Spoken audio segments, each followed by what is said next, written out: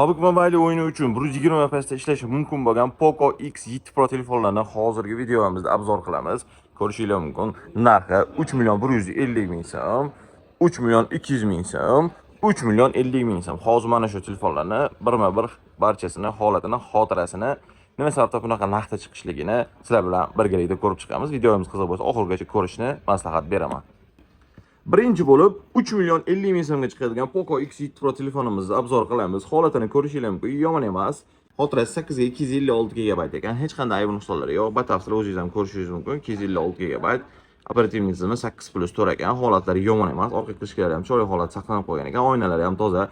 Hech qanday ayb nuqsonlari yo'q. Imega ro'yxatdan o'tkazib qo'yilgan. Korobkasi yo'q. Mana shunday holatda PUBG'da bemalol 120 fps da ishlatishingiz mumkin bo'ladi. Bunisiga ham garantiya qilib beramiz. Telefonning o'ziga ham 30 kun garantiyasi bor albatta. Boshqa viloyatdan turib zakaz qilmoqchi bo'lsangiz, bemalol mana shu nomerga aloqa qilsangiz, sizga pochta orqali dostavka qilib yubora olamiz. Telefonimiz mana shu holatda, boshqa hech qanday qo'shimchasi yo'q.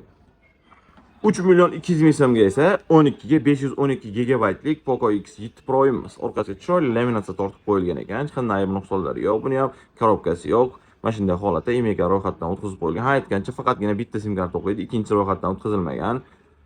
512 GB bo'lishiga qaramasdan narx ham unchalik yomon emas. 3.200.000 so'mga chiqyapti. Hech qanday ayb nuqsonlari yo'q. Garantiyasi bor albatta. PUBG'da bemalol 120 FPS da ishlata olasiz. Bunisiga ham garantiya qilib beramiz.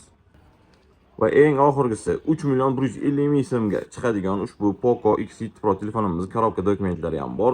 Xotirasi 8 ga 256 GB bo'ladi. Imega ro'yxatdan o'tkazib qo'yilgan ikkita sim karta ham ishlaydi. O'zingiz ham ko'rishingiz mumkin. 256 GB batafsil ma'lumot 8+4. Holatlari ham yomon emas, yaxshi holatda saqlanib qolgan. Hech qanday ayb nuqsonlari yo'q. Qiziq bo'lsa tezda aloqa qilib qo'yarsizlar. iPhone 12 Pro Gold rangda, batareyasi 72%, zaryad qilingan sikli 1564 marta zaryad qilingan deb ko'rsatyapti. Mana o'sha telefonimiz qo'limda. Ushbu telefonimizni $235 evaziga sotuvga qo'ydik. Buni hech qanday ayb nuqsonlari yo'q. Hamma joyda ishlaydi. Facebook'dan hamma joyda alishmagan, o'ziga tegishli hamma joyi.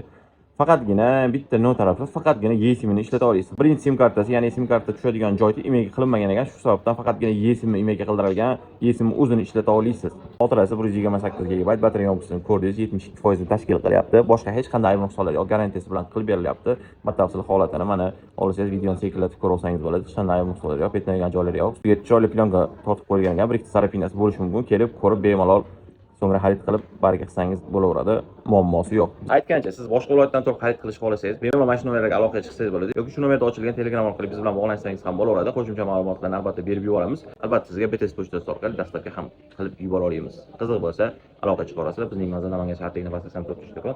Sizlarni do'konimizda kutib qolamiz. $399 evaziga iPhone 13 Pro Max telefonini sotuvga qo'ydik. Qiziq bo'lsa, videomizni oxirigacha ko'ring. Ushbu telefonimiz xotirasi 128 GB, batareya yo'qligi 90% tashkil qiladi. Holatini ko'rsatadigan bo'lsak, holati yomon emas. 10 dan 8 baho qo'yish mumkin. Nima sabab 8 desangiz, mana yonida chexolda tushib qolgan mayda-chuyda sarapinalar bor. Shu sababdan 8 baho olyapti. Pro Maxlar hozirgi kunda bozorda 450-480 sotilyapti. Bu telefonimiz $399 chiqishligini sababi mana shu yerda kichkina defektchasi bor. Hozir sizlar ham ko'rib guvoh bo'lasizlar. Mana Ormang bilan. Mana shu defekt borligi sababli ushbu telefonimizni juda ham arzon qilib beryapmiz. Bu defektini kattalashib ketmasligiga bir oy alohida shu defektni o'ziga garantiya qilib bera olamiz. Ishonchli, sababi ushbu telefonni o'zimni jiyanimdan xarid qilganman.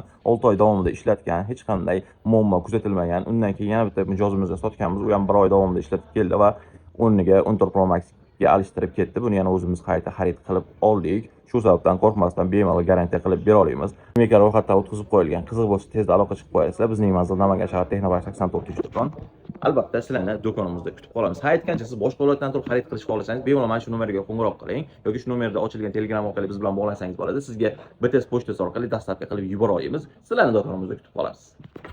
Telefonni suti deydi-yu, xuddi shunaqa rangi ham sut rang bo'lgan iPhone 12 miz sotuvga qo'ydik. Ko'rishingiz mumkin, 128 GB xotira, 79% batareya yo'qligi holatlari va cho'tga mazza qilib ishlatsa bo'ladigan telefon ekan. Pont uchun chexolsiz mashinada ko'tarib yursangiz ham bo'ladi. Qo'lingizda juda skromniy turadi.